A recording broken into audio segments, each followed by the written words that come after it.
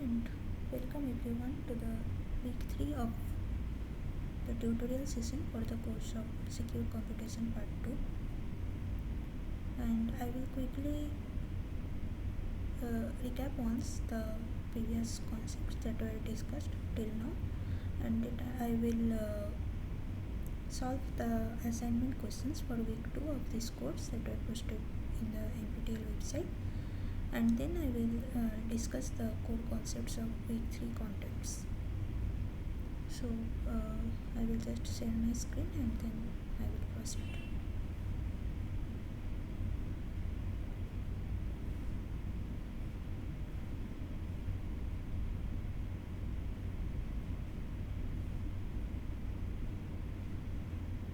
I hope my screen is visible. Okay, let us start. So I will just recap from the beginning what are the concepts that were discussed. So to begin with, so this course is for secure computation among multiple parties, right? Secure computation of some functionality, right?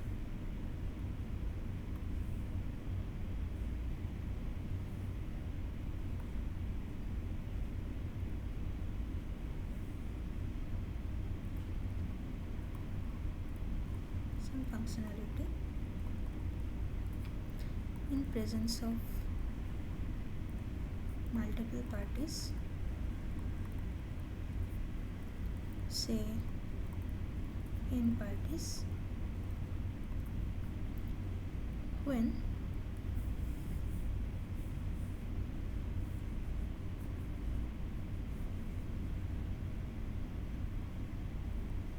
at most t of them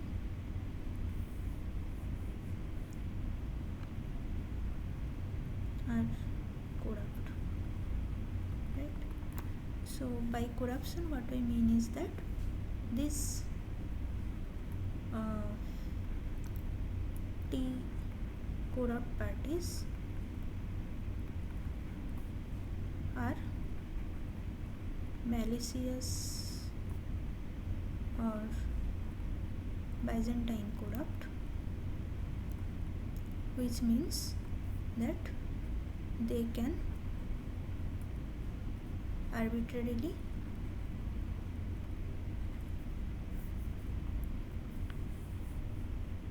deviate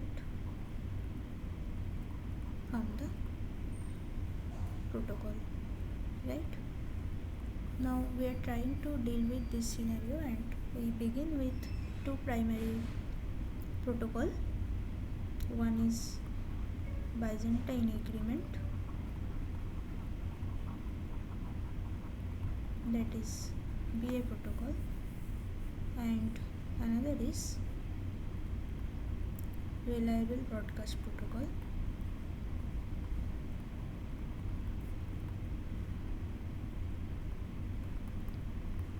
Right. So if you remember, in Byzantine agreement we usually have some n number of parties, and among which any t, at most t, can be corrupted, and they start with their individual inputs, and once, so they are the inputs to the Byzantine agreement protocol, and once this protocol is over, each of the parties P1 to Pn, they will have some output y, right? Now we, by agreement, so why it is agreement? Because we want that all the honest party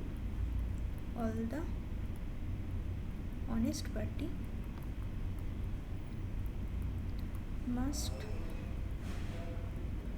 agree upon a common output right, at the end of the BA protocol.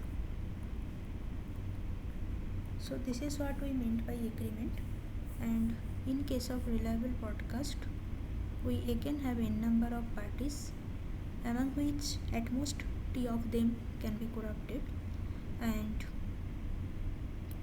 in this case any one party can be the designated sender. So let's say P2 is the designated sender. So the RP protocol takes only the input of P2 as the input, and at the end of the protocol basically each of the parties receive some output. So it starts with input of the sender and they will receive some output at the end of the protocol, and we want that all honest party receives a common output at the end of the protocol, right? Now there are three properties which should be satisfied for both Byzantine agreement and reliable broadcast, namely termination, validity. So termination says that these protocols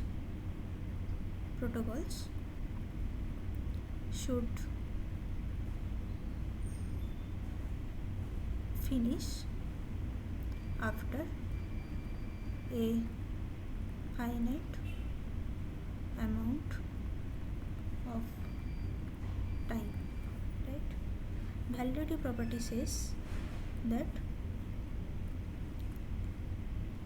in case of BA, Byzantine Agreement Protocol, if all honest parties start with same input, then at the end of protocol that value should be the output of all the honest parties, right? And in case of reliable broadcast, if the sender is honest, then all the honest parties should receive the sender's value as the output. Okay, and there was consistency property, right? So this is basically this property only, that at the end of protocol for both Byzantine agreement and RB, all honest party should have common output irrespective of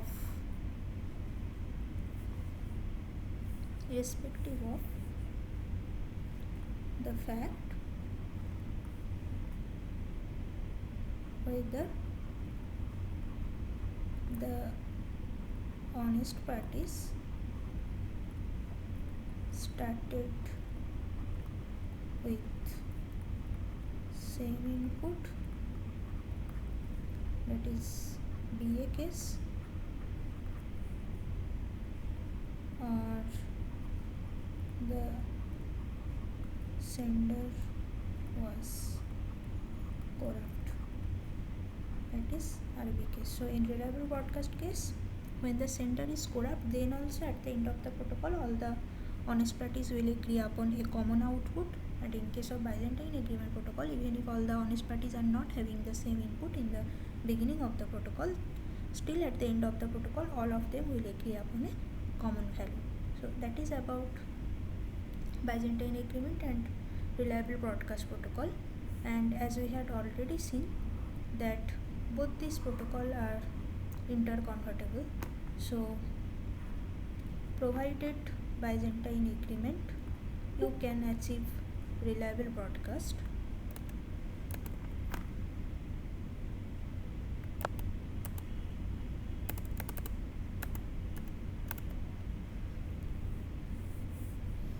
Right? Provided Byzantine agreement, you can achieve reliable broadcast, and provided reliable broadcast, you can achieve Byzantine agreement with the extra condition that honest majority should be there. So which means that maximum number of corrupt parties should be lesser than half of total number of parties. So honest party is the majority, right? And in this case no other restriction is required. So if your BA protocol in hand requires T less than n by 3, then that same condition applies for designing the corresponding RB protocol. But in case of RB protocol, if your initial protocol, so if your RB protocol in hand tolerates any T lesser than n, but still the corresponding BA protocol after conversion will require this condition that T less than n by 2. Otherwise all the BA protocol that we will see here can be converted to corresponding RB protocol, and all the reliable broadcast protocol that we see in this course can be converted to the corresponding Byzantine agreement protocol. So this was the initial concept that we had seen, and then we entered into the area of defining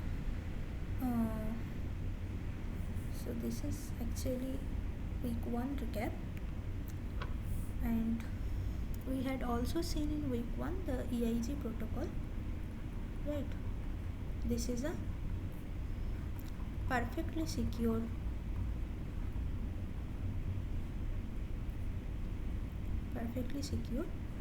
Byzantine agreement protocol with n greater than 3t. Now what is perfectly secure?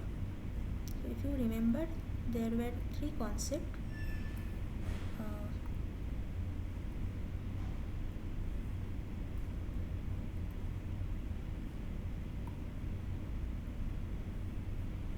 Three concepts of security: perfect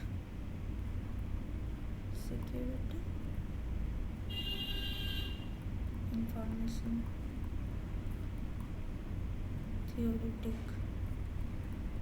security, and we had also cryptographic or computational security.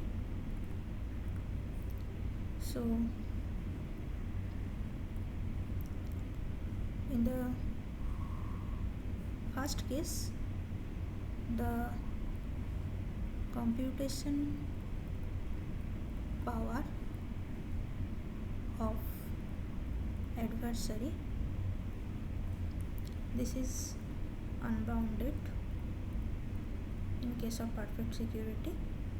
In case of information theoretic security also, the computational power of the adversary is assumed to be unbounded, but in case of computational security, the adversary is computationally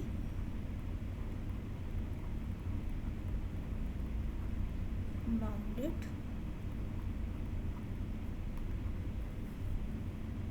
as a polynomial time adversary. So whatever adversarial algorithm it runs, it must be done in polynomial time. And in terms of accuracy achieved, right? So satisfies the three property, right? Termination, validity, and consistency with probability. So the probability value is 1 in case of perfect security. It is negligible in some security parameter. So lambda is security parameter here. Don't mix up this lambda with the lambda in the root of EIG protocol tree. So this lambda is something different. It is security parameter, and you write that in case of information theoretic security, these properties can be satisfied except with negligible probability. In case of cryptographic or computational security, again these properties are satisfied except with negligible probability. Now EIG protocol we are talking about, it is perfectly secure, right? And then in week 2 we had also seen Fesking 1 protocol. This is also perfectly secure Byzantine agreement, and we had also seen Fesking 2 protocol. So security wise, all of them are perfectly secure.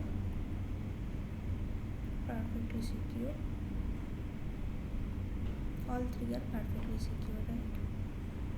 In terms of condition on the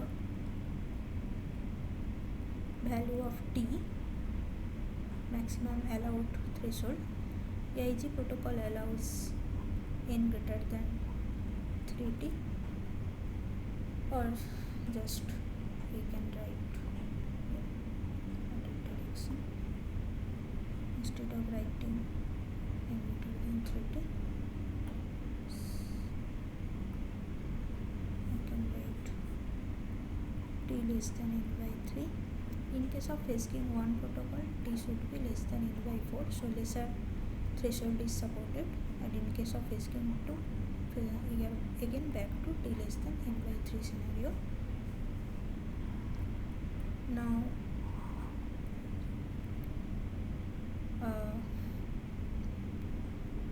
in case of EIG protocol, we had seen that all the parties need to share the information of its local EIG tree at some particular level in the next round, right? So at each round R, a party receives from all the parties information about their corresponding local EIG trees at the nodes of level R-1. And after receiving that information, it would update the level R nodes of its own EIG tree locally. So every time R-1th level information is transmitted from each node to every other node, and in the next round, depending on the information of level R-1th node of all the trees, a party decides the value at the rth level node of its own EIG tree. So exponential information exchange is required in EIG protocol. That's why in terms of communication complexity, the EIG protocol requires exponential amount of communication. We write it order of n to the power t plus 1. In Fesking protocol 1, it is actually order of n cube. For Fesking 2 also it is order of n cube. However, if we count the number of rounds, not in terms of bit complexity, like number of bits communicated. Instead of that, if we just take the number of rounds, so in EIG protocol actually you need to run total t plus 1 number of rounds. In Phase-King 1 protocol you require 2 into t plus 1 number of rounds. So if you remember, there were t plus 1 phases. Each phase has its own designated king, and in each phase had 2 rounds. Okay, and in Phase-King 2 protocol there are again t plus 1 phases, but each phase had 3 rounds. Okay, so if you see that Phase-King 1 and Phase-King 2 protocol, both of them are perfectly secure Byzantine agreement protocol. In Phase-King 1, the tolerated number of corruption is lesser than Phase-King 2 protocol, but the number of rounds required in Phase-King 1 protocol is lesser than Phase-King 2 protocol. So there is a threshold. The more corruption you want to tolerate, the more number of rounds you need to communicate, right? So the trade-off is visible here, and all these protocols actually can be converted to corresponding RP protocol. And then in week 2, so also just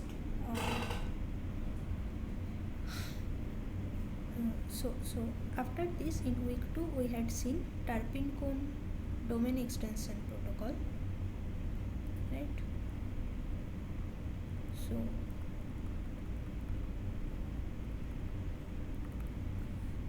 all these protocols are actually constructed for bit agreement. So each of the parties have a single bit of input while starting the protocol. Now if we want to build Byzantine agreement protocol which supports some L bit length message from each party, or if we want to design reliable broadcast protocol where the sender has multiple bits of messages to transmit instead of a single bit, then how do we modify the protocol in order to support that? So domain extension refers to this scenario only, and Turpin-Cohn domain extension protocol we had seen in week 2, where basically if you so there we assume an underlying BA protocol running in, say, R number of rounds. Then in this domain extension protocol actually you initially require two number of rounds, 2 rounds, where each party communicates L bit length messages between them,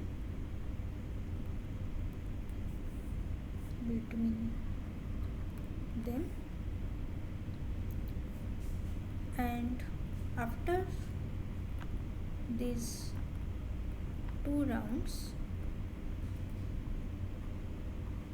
they initialize a bit variable vote with vote I corresponding to party Pi belongs to 0 or 1. So port I is a variable, bit variable which has value 0 or 1, and then basically parties run the existing BA protocol with port I as their individual inputs to it. So this BA protocol can be the EIG protocol, it can be the Fisking 2 protocol, and so on. Right? Okay. Now, in this Tarpin-Cohn domain extension protocol, you basically require complexity order of n square L for the first 2 rounds and cost of a single round of Byzantine increment protocol execution. Okay, this is the cost of Tarpin-Cohn domain extension protocol. Okay. So these were the topics that were more or less covered in week 2,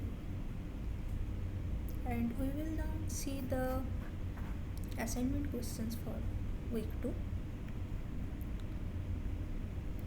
So this is the first assignment question. It says, consider the following protocol for 3t less than n. Sender S wants to send its input bit B to all honest parties in the party set P, and then in round 1, so this is the protocol description. So in round 1, the sender S sends its input bit B to all the parties.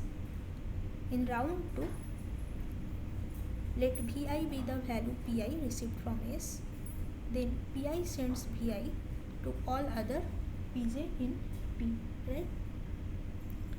And in round 3, if some value V is received in minus t times, then output V.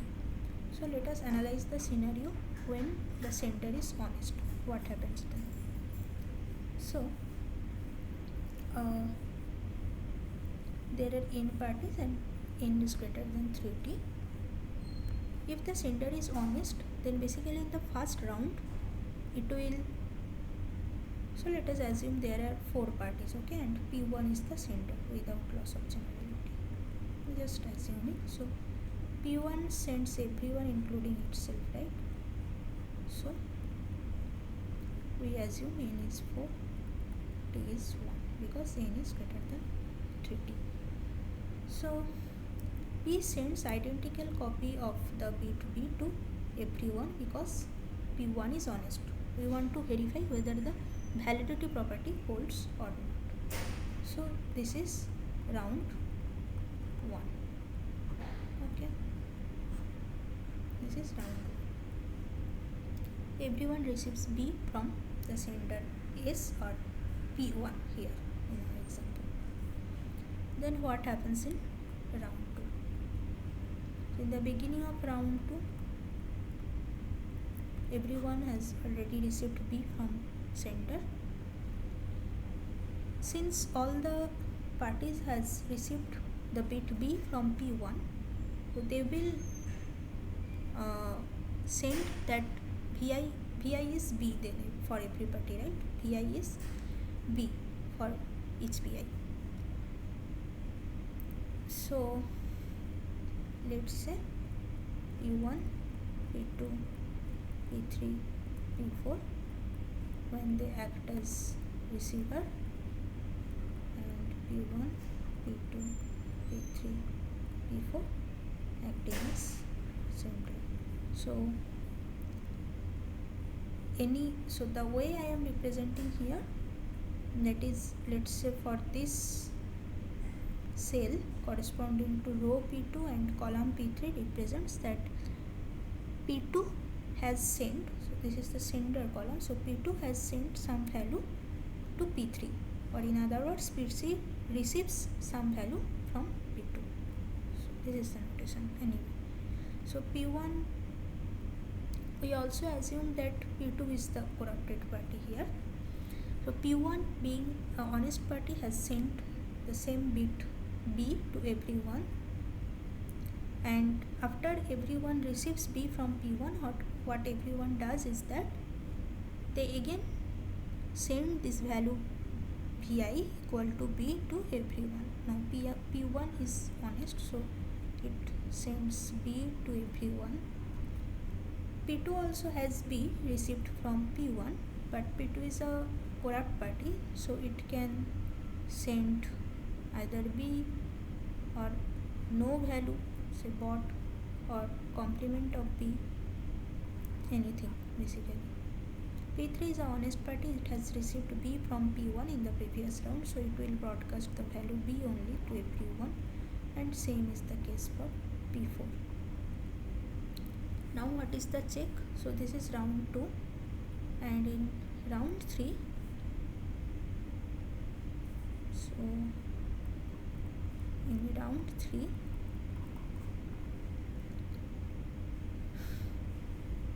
so this is the receive operation is completed. Now in round 3, check happens. Let's check if value V, some value V is received n minus t times. So P1 checks. So P1 sees that it has received B from every party. N minus t is 4 minus 1, that is 3. So it has received 4 times B, so it has already received more than 3 times basically. Then the checking is done and P1 outputs B, right? For P2, it has also received B 3 times, so P2 also outputs B. P3 has received B 3 times and B prime or B bar, that is complement of B, once. Since the check is on n minus t times, that is 3 times, so that is satisfied for P3, so it also outputs B, and similarly P4 also outputs B.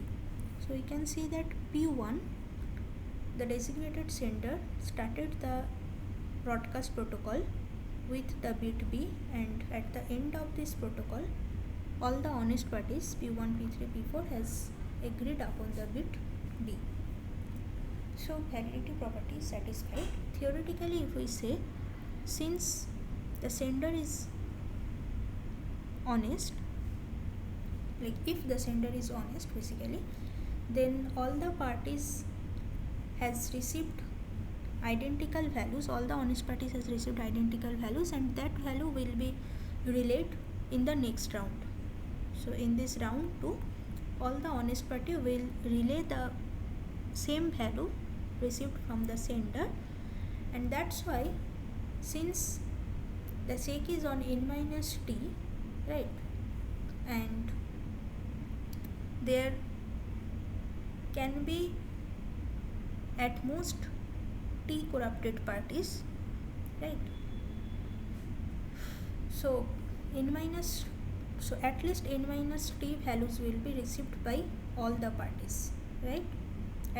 Since out of n parties, at most t parties will be corrupt, so there will be always at least n minus t honest parties, and those honest parties will give the same value B to every party, so every party will receive at least n minus t times the bit B.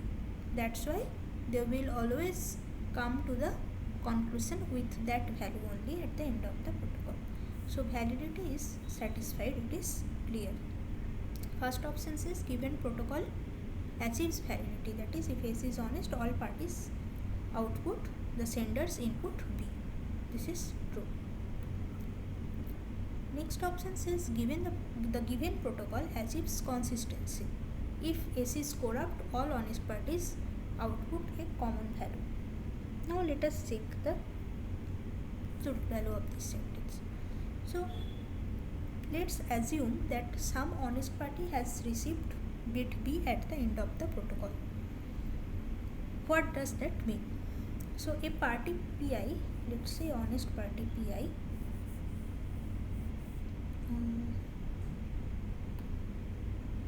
a honest party Pi outputs the bit B. That means bit B has been communicated to pi by a total of n minus t number of parties. Okay, out of this n minus t parties, whoever has sent the bit b to pi, at most t can be corrupt. Then the rest of the n minus 2 parties are honest. Since they are honest, they will send the same bit p to any other honest party as well, because they will not behave differently to different parties. Since n minus 2t parties are honest, if they have sent bit b to pi, they will send the same bit b to other honest party pj as well. Okay, now we here want to verify whether if pi being a honest party has output b, whether there is a possibility that some other honest party pj outputs the complement bit p. Right, now we are considering a set of n minus t parties here. So out of this so apart from this n minus t party, there can be t more parties as well outside the set. Total n parties are there, right? So we are considering a set of n minus t here, out of which at most t can be corrupt. So at least n minus 2t out of this n minus t party are honest. But apart from these n minus t parties, there are t more parties in the system, so that the total n parties are fulfilled. So anyway, so these t parties can be honest party, right? So if they are honest party and they honestly send some other bit b complement to pj, right, and this t parties being corrupted, so they have sent b to pi and they may choose to send b complement to pj, because they are corrupt party, they behave differently. So these t corrupt parties have sent b to pi but may send b prime to pj, and the outside t honest parties also can send the value b prime to pj. In that case, pj can receive the bit b prime or b complement from at most 2t number of parties. However, since n is greater than 3t, so 2t is basically less than n minus t. So pj would have output b complement only if it had received b complement from at least n minus t parties, but it can receive b prime from at most 2t parties, and the quantity 2t is lesser than n minus t. So the eligibility cutoff for b prime to be output by pj is not achieved, because in that case b complement had to be reached, had to be the output of at least n minus t parties to pj. So but pj receives at most 2t copies of b prime, which is not sufficient. That is why pj will never output the bit b prime.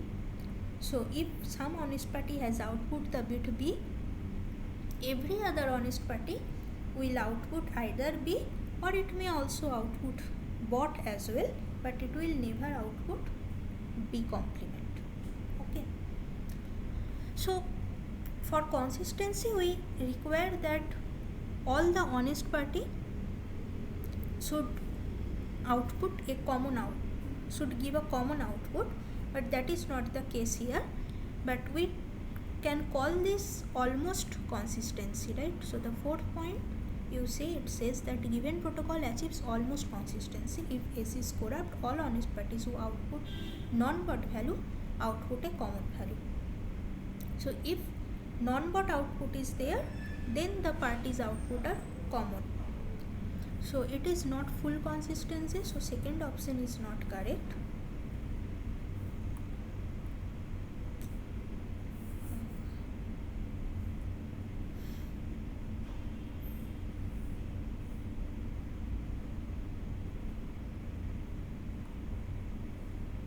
this is not correct. What is almost validity? Given protocol achieves almost validity if S is honest, all honest parties who output non-byte value outputs SS input B.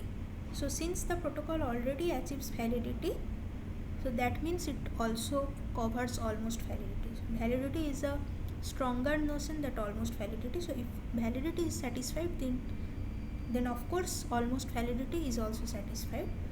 And we have also seen that the protocol does not achieve consistency, but it achieves almost consistency, because if some party Pi has received P, then other party Pi, other honest party Pj will receive either bot or the value P. So almost consistency is achieved.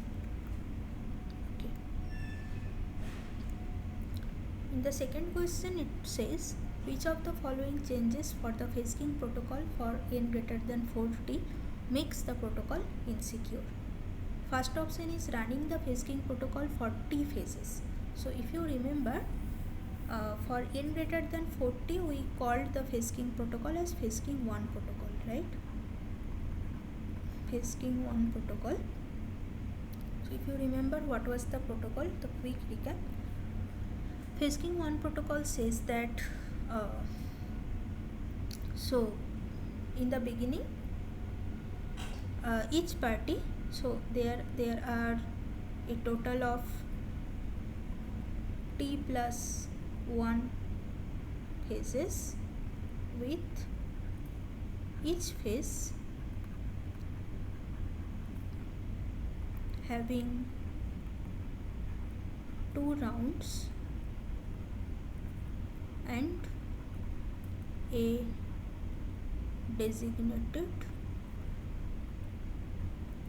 king, and no two phases can have same king, right? So t plus 1 distinct king will be there for t plus 1 phases, and each phase has 2 rounds. So for phase k, that can have value from 1 to t plus 1 or t plus 1 phases. For phase k, round 1, each pi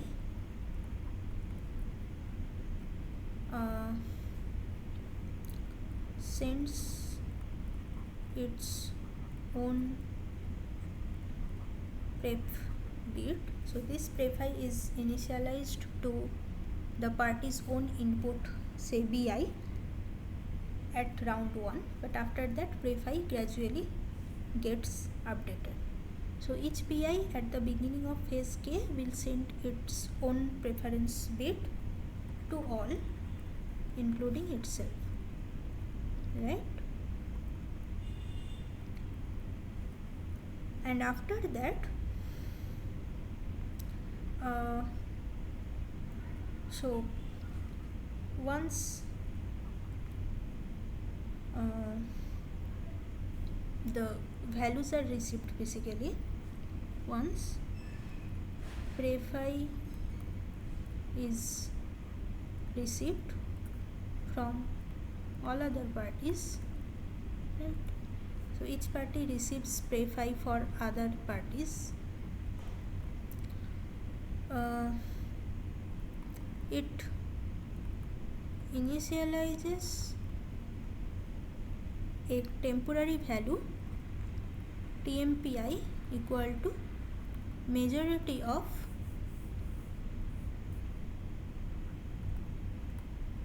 all pref I values. Okay, so I should say pref j values from pj.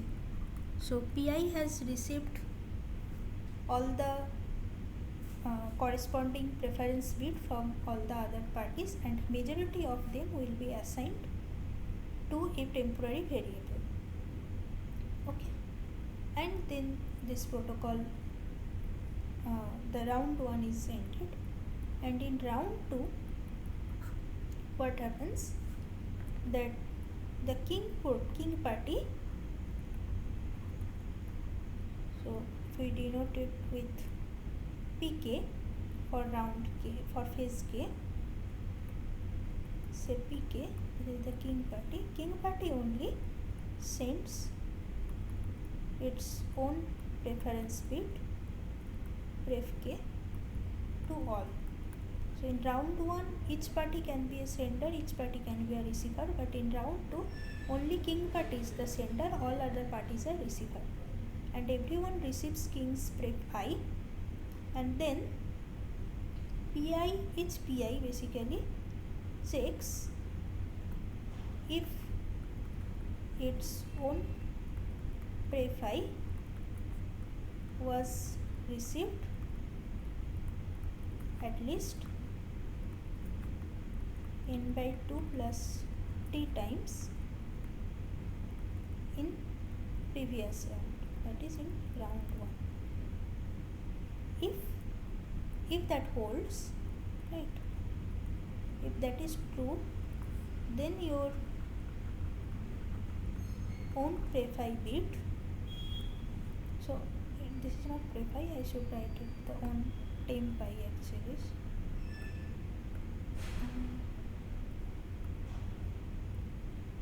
So sends it on value. Okay.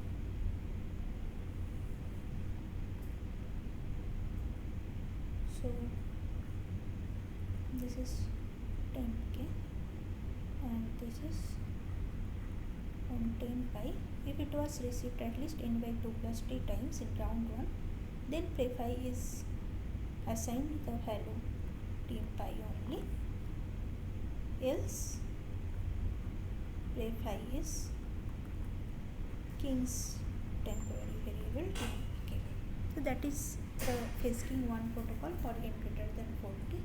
So perfectly secure Byzantine protocol. Now the question is that what if the phase king protocol would run for t phases instead of t plus 1 phases?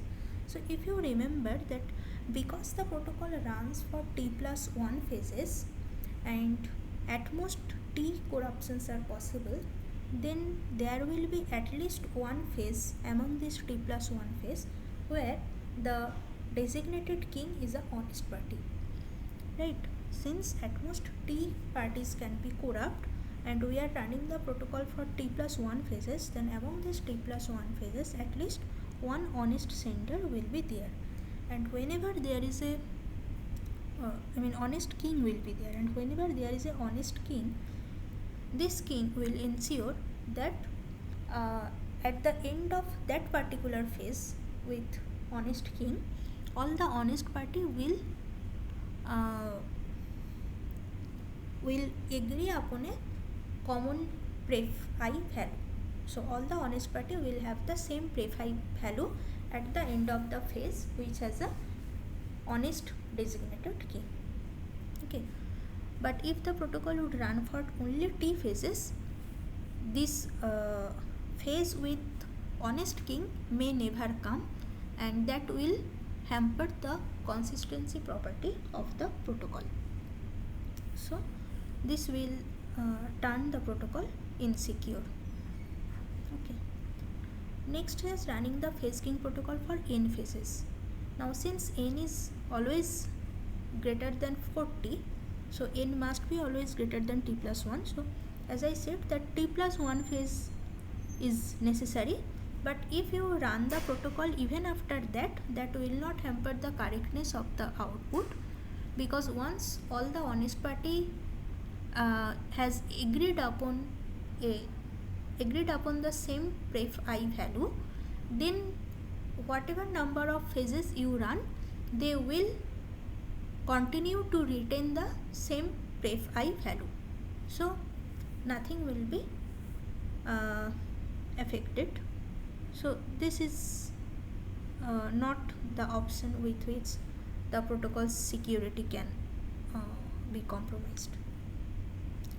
Next option says that during each phase in round 1, VKI, so whatever I have denoted with TMPI, you can just consider it to be VKI, that is the bit received, so that is the value assigned at the end of round 1 of phase k by party pi, okay, vki. So vki is set to the bit received n minus 2 times if there are more than one such bit set to 0. And in round 2, if more than n minus t copies of vki are received, then pref I is set to vk. So you are making some change to the protocol.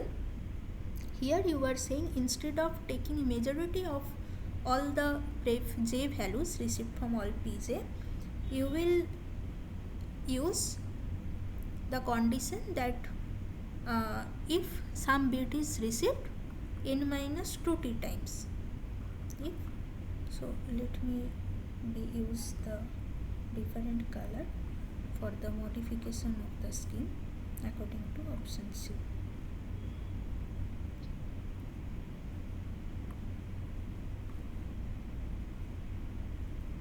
So you are here using that if TMPI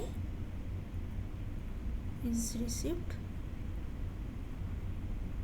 at least n minus 2t times, right?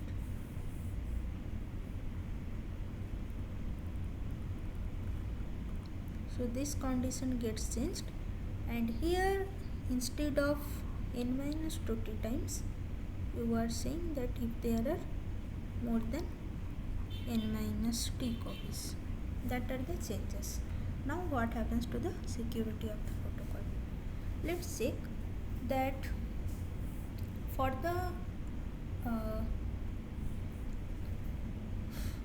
the consistency of the protocol, we usually argue that since, like, if a honest PI has received n by 2 plus t copies of some bit p, okay, then any other pj also must have received the same bit p at the end of that phase. Why is so?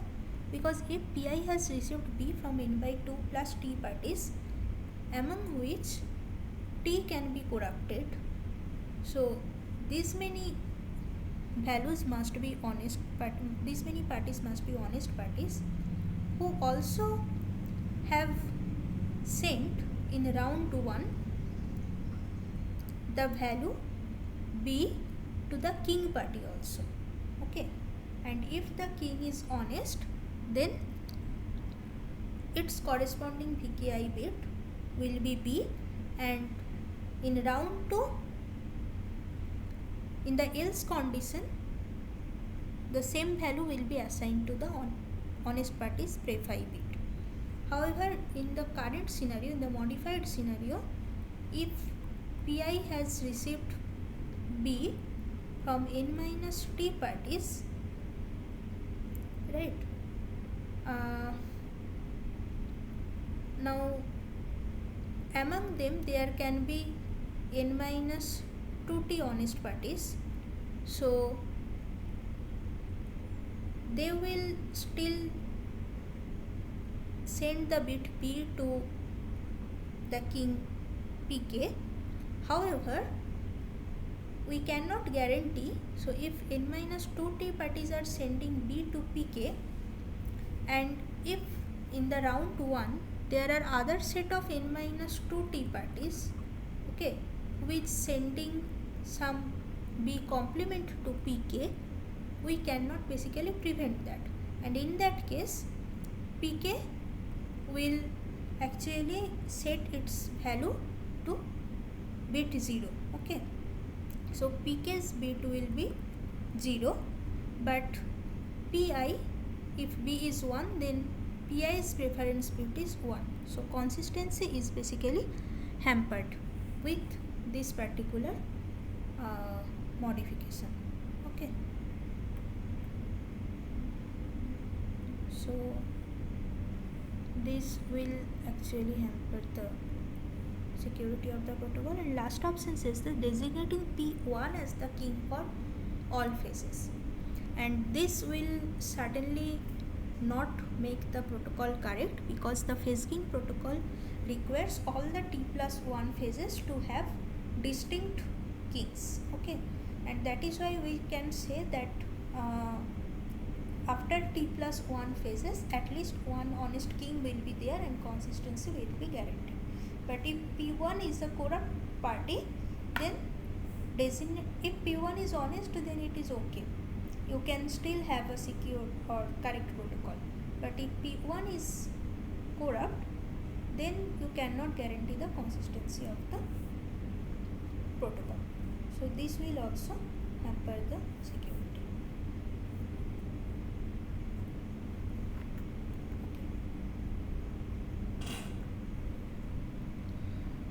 Okay. Next question is that suppose we run the EIG protocol when 2t less than n, select the correct options among the following. But the protocol works since majority is still clearly defined even when 2t less than n. So we are talking about EIG protocol here. Now for EIG protocol we know that n should be greater than 3t. And why is that? Because so there are a few things, right? If you remember, there are a few lemmas when we proved the consistency and validity of EIG protocol. There one point was that for validity to hold, we had seen in a helping lemma that all the nodes will have majority of their children's level ending with some honest party ID. Okay, so in EIG tree,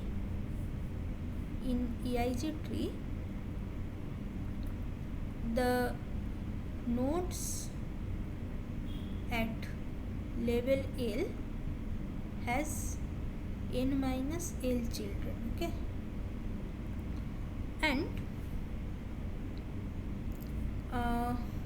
it is the claim that majority of these children have label ending with some honest party ID. Okay. Now since this holds, so if you let us just check that why this holds. So there are n minus L children. Okay, among them at most t can end with at most so among them label of at most t nodes can end with dishonest party ID, right, or corrupt party ID. Why is so? Because the end element of each of the nodes at a particular level has distinct party IDs. Okay, and since there are at most t parties in the system, so t different node will have label ending with a corrupt party ID. So n minus L minus t node end with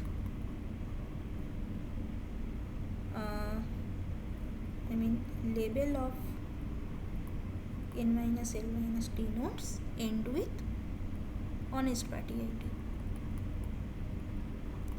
Now we need that n minus L minus t, that is node ending with honest party ID, should be greater than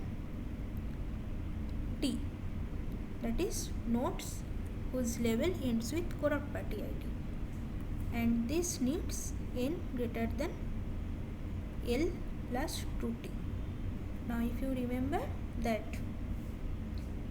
the EIG protocol runs for round 1 to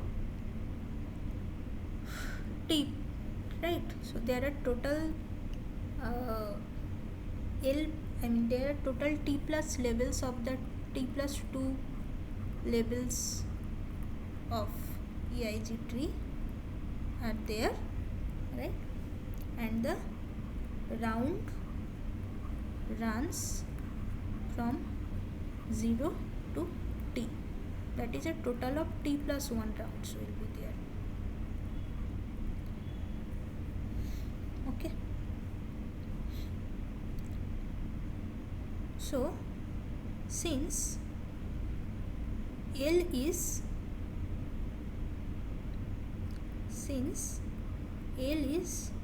less equal to t, right? So this becomes n greater than 3t. So this is how n greater than 3t is a necessary condition, and this property needs to hold to satisfy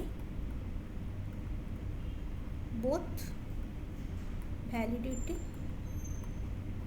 and consistency. Okay. So basically the protocol will not work if only honest majority is there. That is, if only n greater than 2t, then the protocol will not work correctly. The protocol does not work since consistency is not guaranteed anymore. The protocol does not work since validity is not guaranteed anymore. The protocol does not work since neither validity nor consistency is not guaranteed anymore. So basically all of them are correct, but to cover the broad gap, this implies both second and third point, and this is also true. Okay. Oh sorry, so this writes that this protocol works. That is wrong. This protocol does not work basically. Okay. So not this one. Okay. Now the question says, for which of the following values of L, number of bits in the input to be broadcast, would using domain extension for BA be less expensive when compared to the protocols discussed till now? So if you remember that the domain extension protocol requires complexity order of n square L plus the cost of a single run of Byzantine agreement protocol. But all the naive Byzantine agreement protocols, if directly converted to a extended domain protocol, then we might need running the BA protocol for single bit, BA protocol for single bit L times for individual bits. Okay, so that would cost us L into cost of a single BA. So basically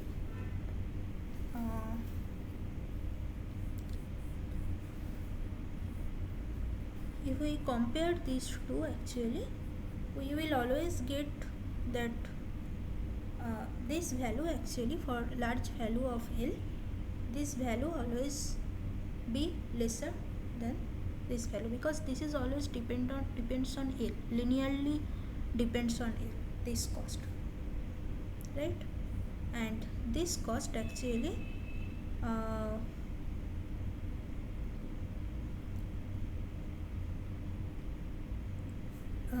this also depends on L, and like this is the first two rounds communication complexity, and then only a single BA protocol needs to be called. But here the BA protocol itself actually requires almost order of n cube time if you look at phase king protocol, or order of n to the power t plus 1 time if you look at EIG protocol. So that is a huge cost, and considering this, it becomes order of n cube L, right? whereas this is order of n squared L plus order of n cube, and together this will be order of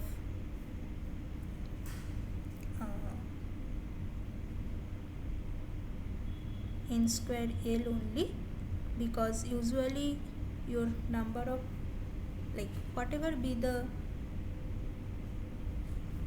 number of parties, right,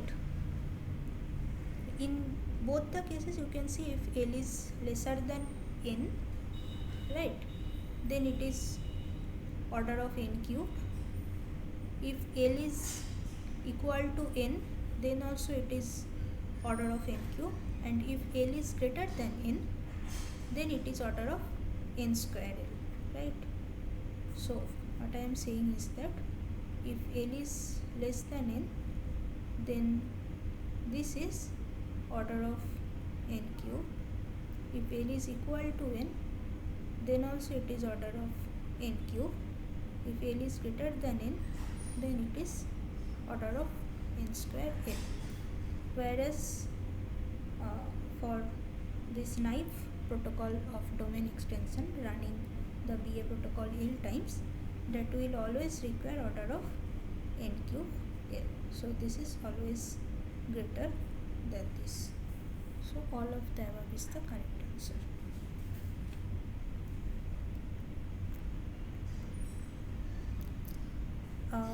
Suppose that n equal to 7 and t equal to 2, the number of nodes in the EIG tree which will have the same value before and after update is at least. So in the EIG protocol we had seen a lemma which says that if Pi and Pj are two honest parties, then the nodes in their local EIG tree with label ending with some honest parties index will have the same value before and after the assignment. So new value, lemma says that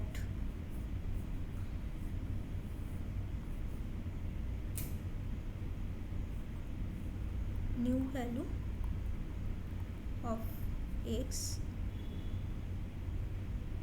at Pi is equal to new value of x at Pj, party j local EIG tree. This is again equal to the previous value of its own node equal to sum v, and this is also, so this condition is satisfied if x has a label ending with some honest party ID. Right? Now basically we need to find out how many nodes in the tree for n equal to 7, t equal to 2 we will get label ending with honest party ID. So let's say I have parties P1, P2, P3, P4, P5, P6, P7, among which let's say P1 and P2 are the corrupted party. How the EIG tree looks like? So EIG tree has t plus 2 labels, node at label L has n minus L children, node at label L has label of length L, and each path from root to leaf has t plus 1 distinct party ID, and here the level of length L consisting of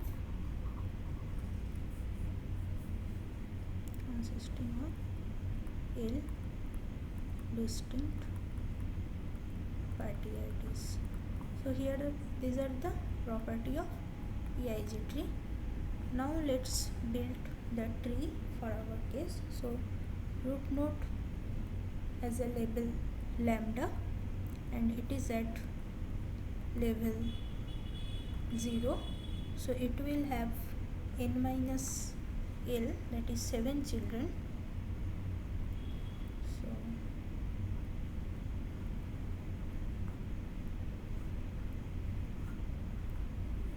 okay, so label will be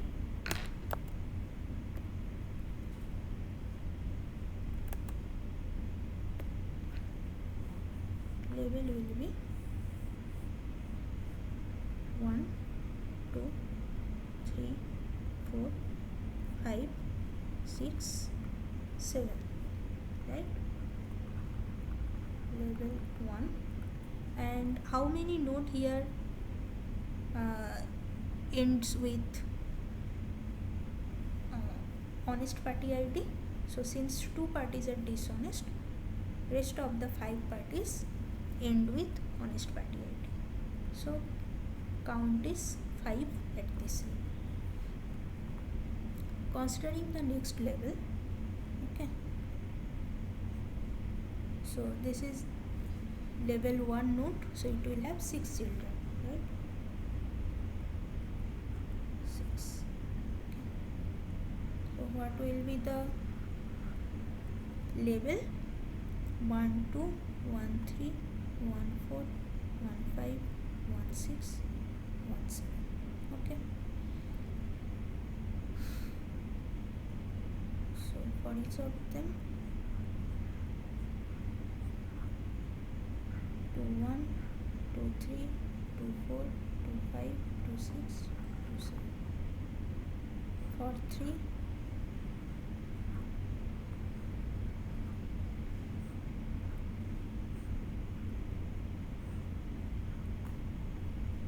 3 1 3 2 3 4 3 5 3 6 3 7 and so on. Okay. So for each of this bunch of nodes, there are 2 3 4 5 6 7, right? So since 2 is a product party, rest of the 5 are ending with honest party IDs. So here there are 5 nodes ending with honest party ID. 2, so 1 is a corrupt party, so 2 1 is not to be considered. Rest 2 3 2 4 2 5 2 6 2 7 are ending with honest party IDs. So from here we get 5, but here there are 1 2 3 4 5 6 7, so 1 and 2 are corrupt, so only 4 to be considered here. And for rest of the nodes also you will get only 4 labels ending with honest party ID for each of these cases. Okay, so total for level 2 we get total of 5 into 2 plus 4 into 5, right? For 1 and 2, for each of them there are 5 children node with label ending with honest party ID, and for nodes 3 4 5 6 7, for each of them there will be 4 children with label ending with honest party ID. So this gives us 30. Now if you observe in the next level, so there are t plus 2 levels. T is 2, so 4 levels will be there. Okay, so first 1 2 3 and 4 level, one more level will be there. So at this level each one will have 5 children, right? We are at level 2, so 7 minus 2, 5 children will be there for each of them. this is 1 2 3 1 2 4 1 2 5 1 2 6 1 2 7. Among them only so none of them actually ends in dishonest party. So all the children here actually ends with honest party ID, right? So we get 5 from here. For 2 also, I mean for 1 3 we get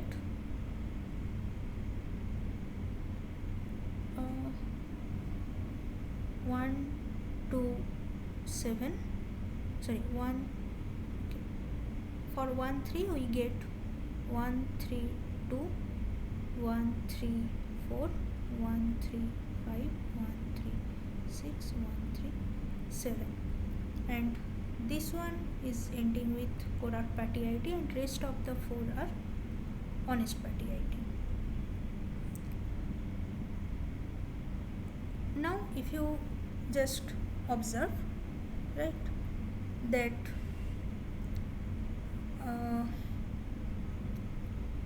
among the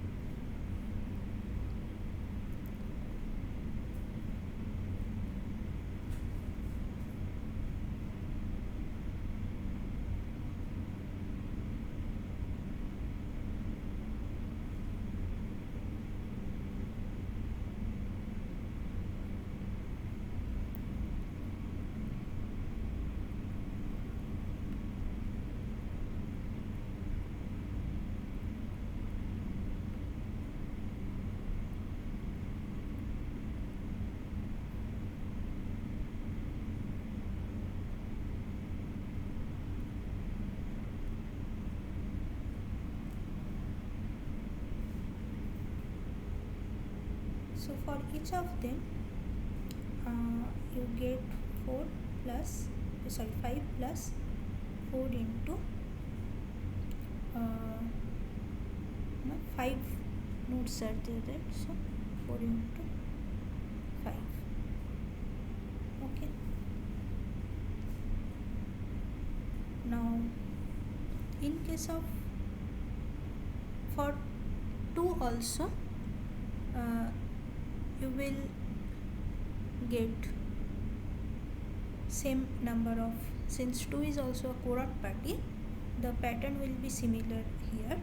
Okay, so for example you will get for 2 1 2 1 3 2 1 4 2 1 5 2 1 6 2 1 7, all 5 will be there, but for rest of them like 2 3 1 2 3 4 2 3 5 2 3 6 2 3 7, this is ending with honest party ID, so you will get 4, and all over for all these nodes you will again get this many number of nodes ending with honest party ID.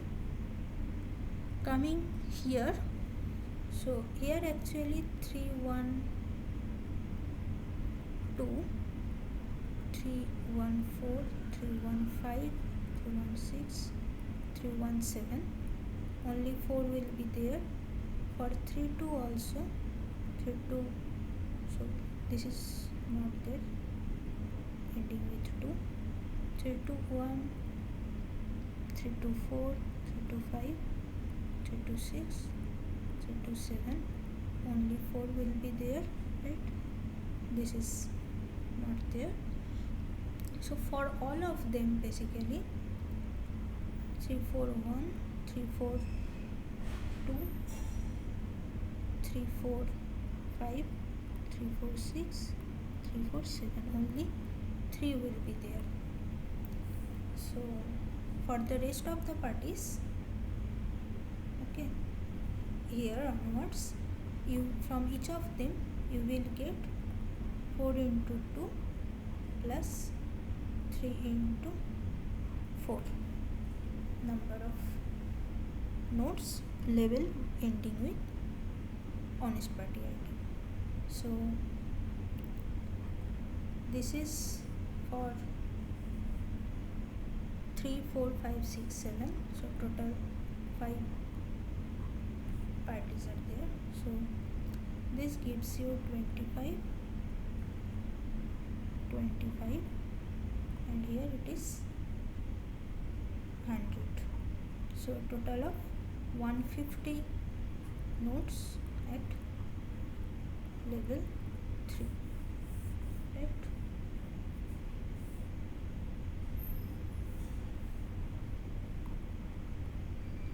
So you can derive a generalized formula to find the number of nodes ending with a honest party level. You can work that out on your own, and for this question it becomes, the answer is 150 plus 30 plus 5, which gives you 185. So first option is the right answer. Now we just go over the contents in week 3. So in week 3 actually we have discussed the concept of Dole-Strong reliable broadcast, and its speciality is that this is cryptographically or computationally secure instead of being perfectly secure. And why is so? Because internally it uses a digital signature scheme, and digital signature scheme itself is cryptographically secure, that is secured against computationally bounded adversary, and it may fail, the security of the scheme may fail with negligible probability. And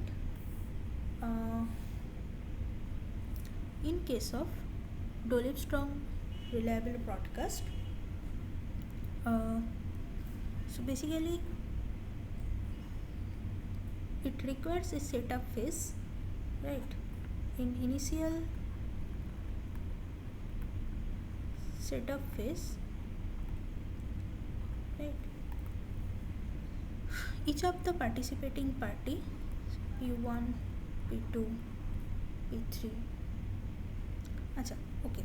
Another important thing to note is that this broadcast protocol actually works for any t less than n. Okay, so till this point whatever we have seen, EIG protocol, phase king 1 protocol, phase king 2 protocol, all of them has either n greater than 3t or n greater than 4t, so on. But in contrast, this protocol works, Dole-Strong reliable broadcast works for any t less than n or any n greater than t. So effectively, even when in a system of n parties, n minus 1 parties are corrupted, still this Dole-Strong reliable broadcast protocol works. Okay, so let's take an example where there are 4 parties and P2 and P3 are the corrupt parties, right? And each of them in the setup phase will run a key generation algorithm for digital signature scheme and will have their own signing key and verification key. Okay, and all the verification key for all the parties will be publicly known.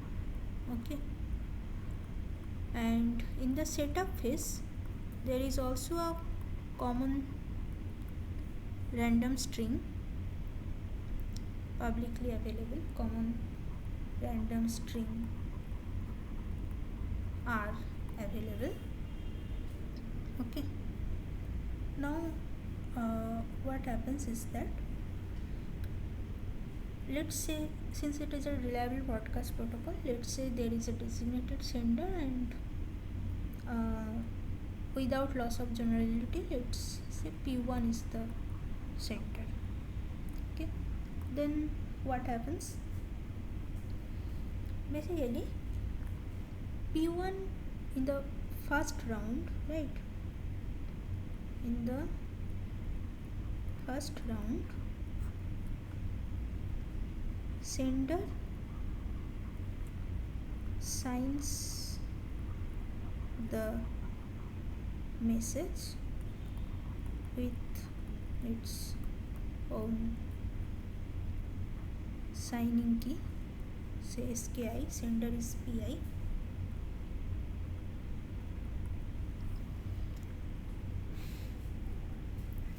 and sends it to all. Now if the sender is honest, then same copy is relayed to every other party including itself. So basically you can denote the message conveyed in this way. So M is the message, and sigma I is nothing but sign with SKI on the message end.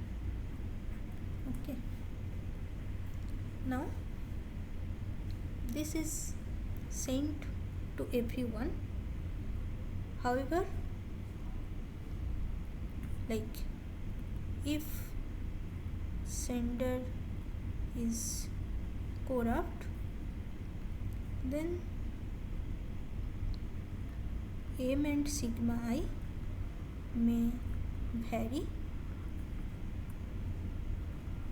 throughout the receiving parties, right? So maybe P1 receives M1 and its corresponding signature by the sender. P2 may receive some other message M2, and M2 is still signed by the sender's signature. Okay, so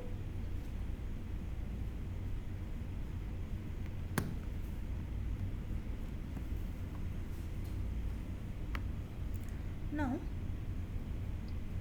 after that, once this round 1 is over,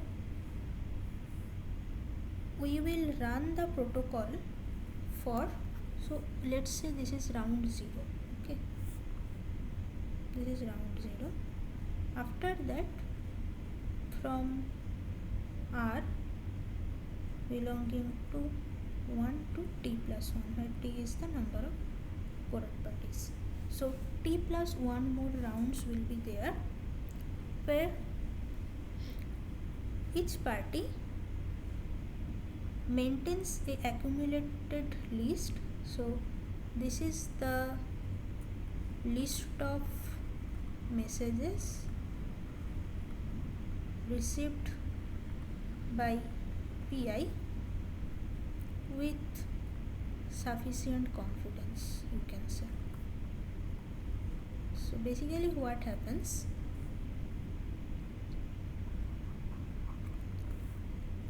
if at round R a message M is received by PI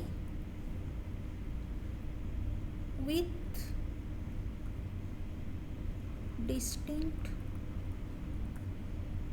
R parties signature including the designated sender's signature. This is important, okay. Among the R party's signature, there must be the designated sender signatures also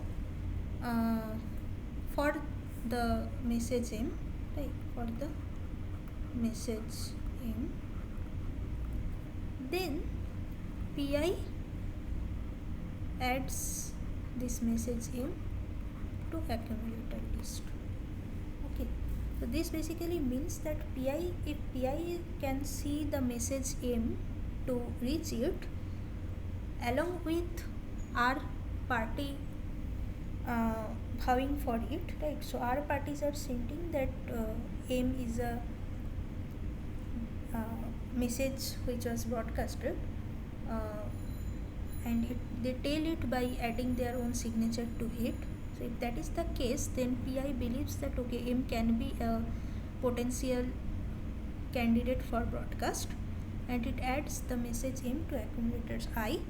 And when first time this message is getting accumulated to the list, right, when M is added to accumulator for the first time, right, then PI relays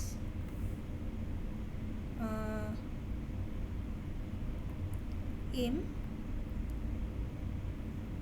all R party's signature as received, appended with its own signature, right? Appended with its own signature on messaging. So now in the next round, this party also vows for the same message M, and it lets other parties know that see, I think M is a potential candidate for the reliable broadcast protocol. Now this will be sent to all. Okay. And this protocol runs for T+1 phases, and also when M is added to accumulator I, and there is another condition that for the P will relay this to all only if R is basically less equal to T. Only if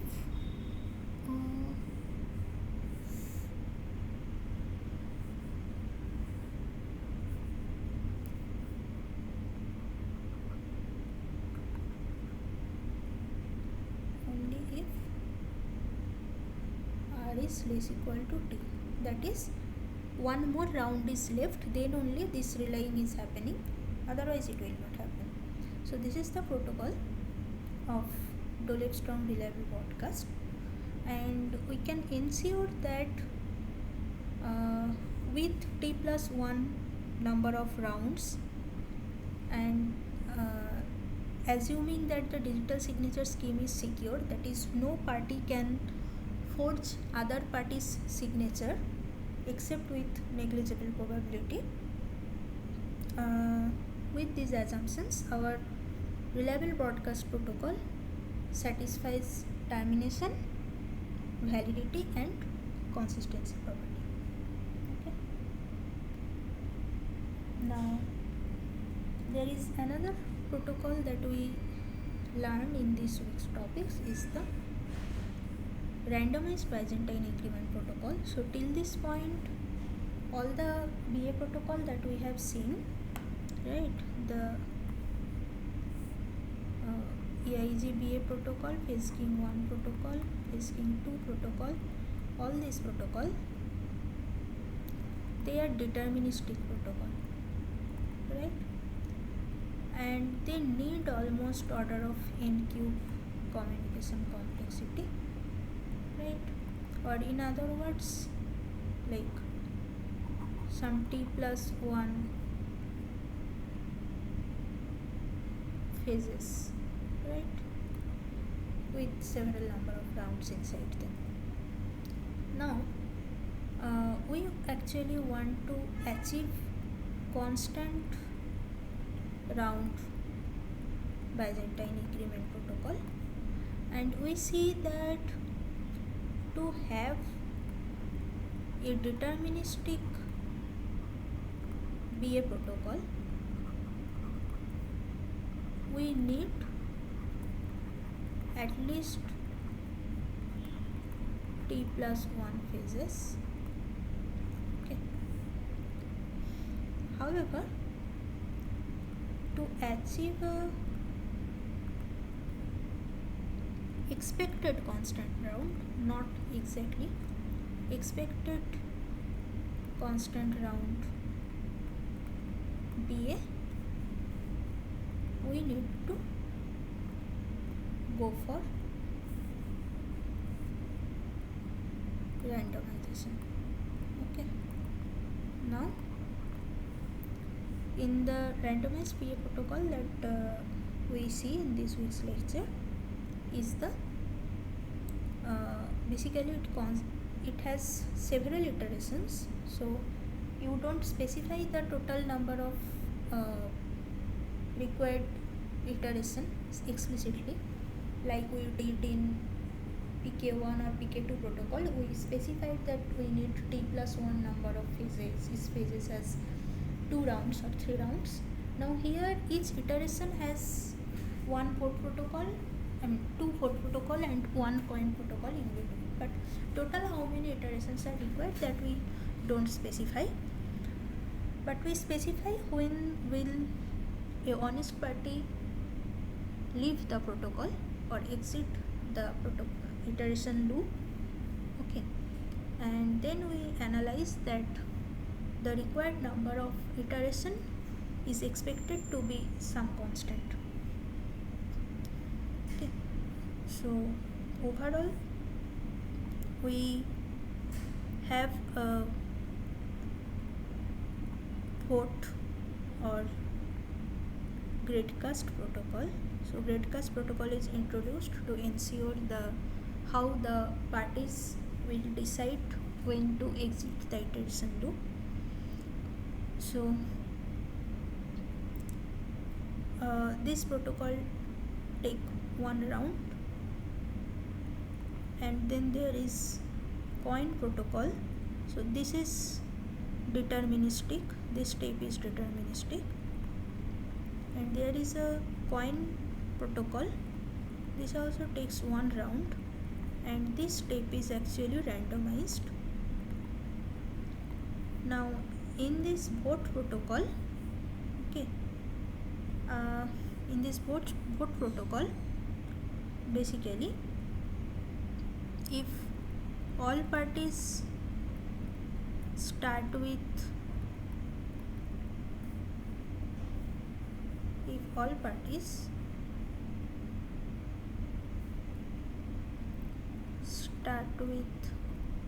same input,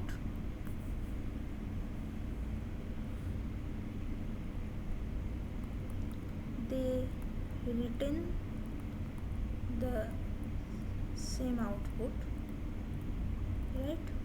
So you can say validity is there.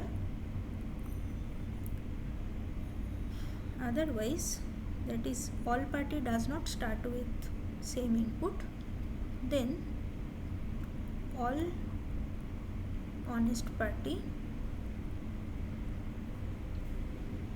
right, will have either bot or a common output.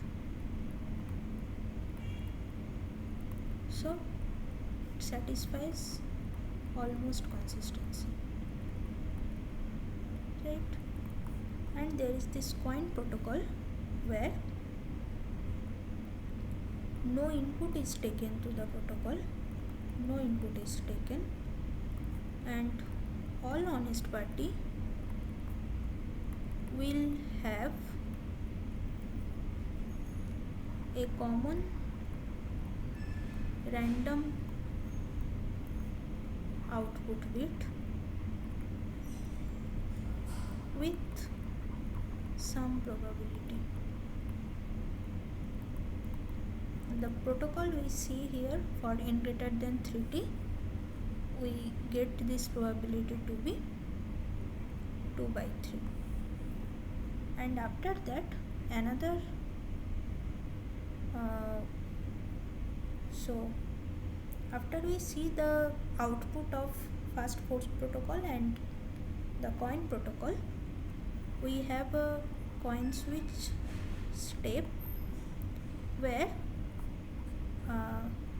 if both output is bought for a party, then its input to next vote protocol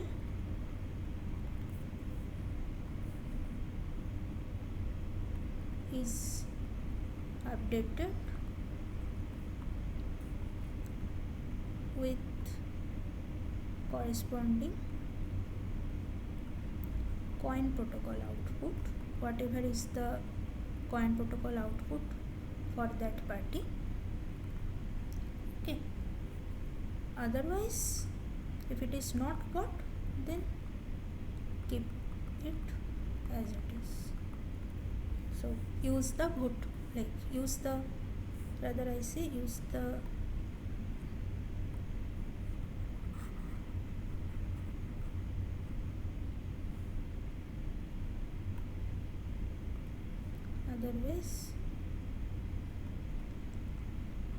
use its own vote protocol output to input to next vote protocol, right? And then the last or second vote protocol is run, which again behaves in the same manner, and this consists of one single iteration. Okay, that is the summary of vote coin vote randomized Byzantine agreement protocol. And here we have the individual analysis for each of these vote and coin protocol. When we want to assign some confidence value to the vote output, we use the Great-Cast protocol. Okay, so that is the summary of the this week's content, and we will discuss the assignment questions for week 3 in the next week, and we will discuss next week topic as well. So let me end for today, and thank you for watching the tutorial session. Thank you.